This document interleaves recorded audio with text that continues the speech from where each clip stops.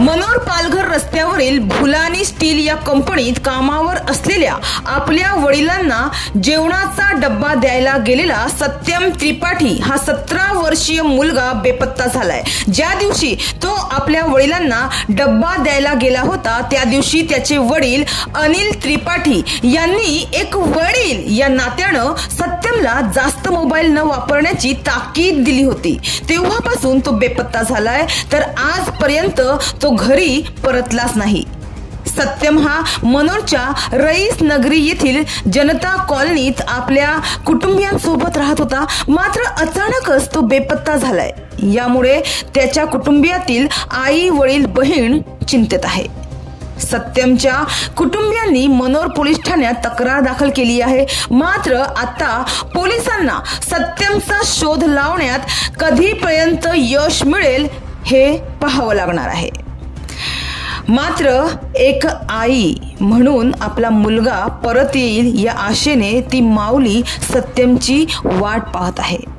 तर सत्यमचं असं कुणाबरोबर भांडण नव्हतं, तो शांत स्वभावाचा मुलगा होता।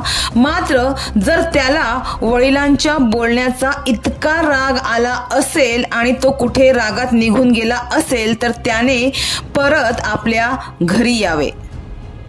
रिपीट, मात्र एक आई या नात्यानं तिला या आईला या माऊलीला आशा आहे की आपला मुलगा परत येईल।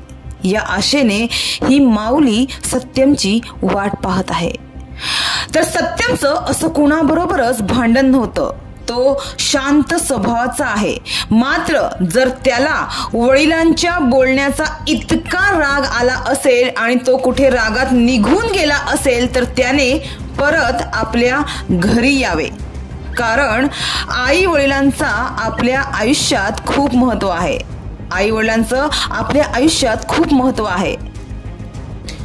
एक आई जे आपल्या मुलांसाठी करते ते तिचे प्रेम असते आणि एक बाप जो करतो ते त्याचे कर्तव्य असते।